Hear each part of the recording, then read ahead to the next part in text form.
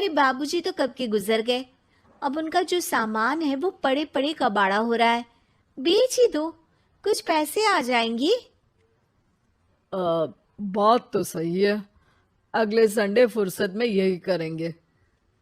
अगले संडे रोहित सारा सामान कबाड़ी को घर बुला के दे देता है। तभी उसकी नजर बाबूजी की पुरानी टीवी पर जाती है, जो इतने सालों तक कूड़े में पड़ी थी, फिर भी चमचमा रही थी।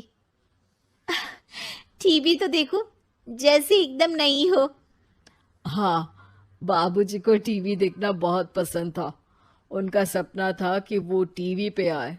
एक बार मौका भी था जब वो अपने गांव के गाने सुनाने किसी चैनल पर जाने वाले थे, पर मैं और मेरा भाई लड़ पड़े और बाबूजी को घर पर ही रुकना पड़ा। चला के देखें क्या?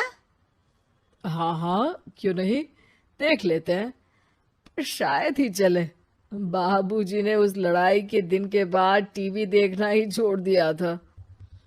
टीवी चालू करने के लिए उसमें केबल वायर लगा दिया जाता है। एक न्यूज़ चैनल चालू हो जाती है। स्वर्ग की सीढ़ी के रास्ते हैं तीन, तीनों के तीन रास्ते हैं संगीन। पहला रास्ता है सांप की बीन, दूसरा रास्ता घर में बिछा कालीन, तीसरा रास्ता कलकत्ता से चीन। ये क्या बकवास खबर है, कुछ अच्छा लगा दो। अरे आप बोलो तो सही, कोई अच्छी खबर सुना देता हूँ। मेरा तो काम ही खबर देना है। अरे बाप रे, टीवी बात कर रही है। हाँ, ये न्यूज़ वाला मुझसे। हाँ हाँ, आपसे ही तो बात करूंगा ना, आपके घर में हूं तो। अरे, ये सपना है क्या? तुम हमसे बात नहीं कर सकते? अरे सपना नहीं भाई साहब, ये टीवी जादुई टीवी है। बोलो, क्या खबर सुननी है, वरना ब्रेक लेने का टाइम आ जाएगा। सुप्रिया घबरा के टीवी बंद कर देती है। वो क्या था? अरे एक बार और चालू करके देखे, फिर से बात करेगा तो चैनल बदल देंगे। सुप्रिया फिर टीवी चालू कर देती है। अरे ऐसा कोई मुंह पे टीवी बंद करके जाता है क्या? मुझे बुरा लगा आपका नेचर। चाय पानी तो पूछो। सुप्रिया टीवी के बटन से चैनल बदल देती है। अब टीवी पर एक फिल्म चल रही है। अरे ये तो सूर्यवंशम है ना? हाँ, और ये ठाकुर को जहर की खीर दे दी और उसको पता भी नहीं है।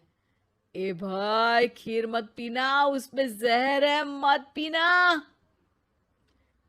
ठीक है महाशय, जैसा आप कहें। हाँ। अरे, आपकी बात मान ली, पूरी पिक्चर ही अब तो बदल जाएगी।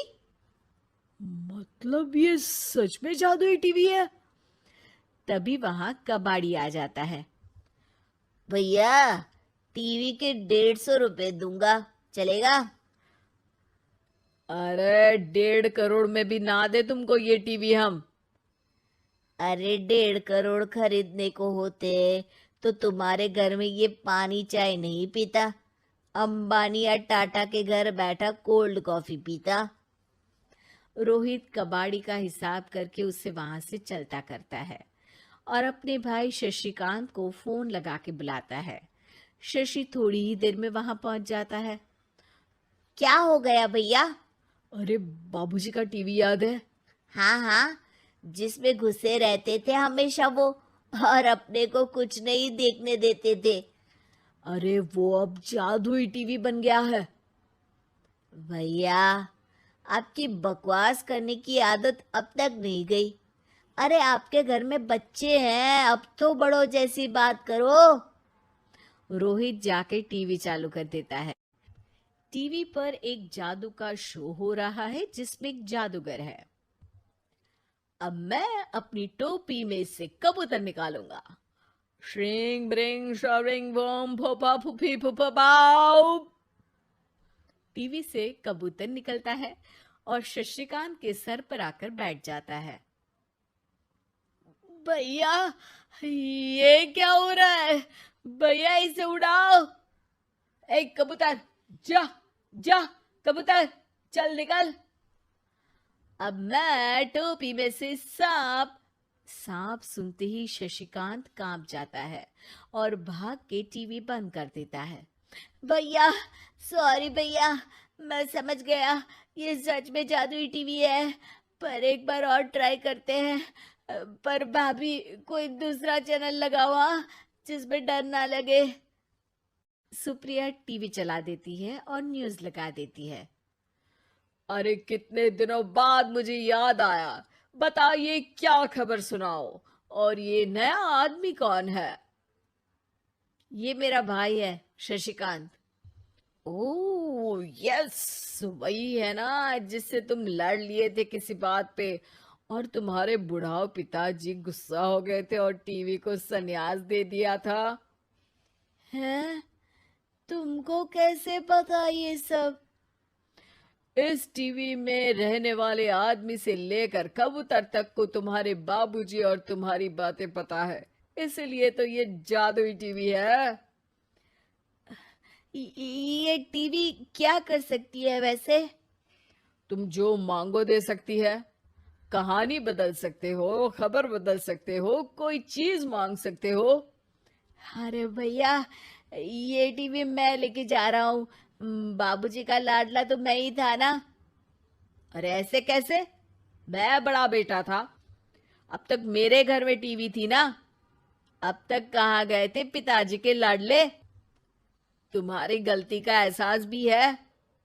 अरे भैया, ज्यादा ना बोलो वरना भूल गए आपके दांत तोड़ दिए थे मैंने उस लड़ाई में। मेरी बीवी के सामने मेरी बेइज्जती करता है। रुक। दोनों भाई हाथापाई पे उतर जाते हैं। रुक, बताता हूं तुझे कि कौन बड़ा है। अरे छोटे का दम तो देख लीजिए आप। ये खबर आपके बाबूजी को देता हूं। तभी टीवी अचानक बंद हो जाता है। अरे, शायद टीवी नाराज हो गया। और लड़ लो, आए बड़े खली बनने। टीवी से एक तेज रोशनी निकलती है और टीवी में बाबूजी दिखाई देते हैं। बापूजी, आप?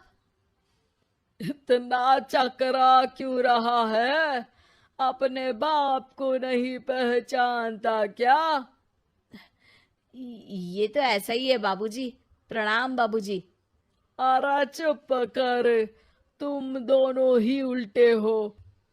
तुम्हारी वजह से मैंने टीवी में आने के सपने को छोड़ दिया, तुम्हारी लड़ाई की वजह से। और तो और, जितना मैं अपनी बीवी को नहीं देखता था उतना टीवी को देखता था, वो भी छोड़ दिया तुम दोनों की लड़ाई की वजह से। और अब मरने के बाद जब मैंने टीवी को जादुई टीवी बना दिया तो भी तुम इसका फल लेने की जगह लड़ रहे हो। अरे तुम तो लायक ही नहीं हो। अब तुमको बाबा जी का ठुल्लू भी नहीं मिलेगा। बाबूजी चले जाते हैं। टीवी बंद हो जाता है। रोहित और शशिकांत गिड़गिड़ा के टीवी के सामने हाथ जोड़ के बाबूजी को बुलाते हैं, पर टीवी सिर्फ धुआं निकालता रहता है।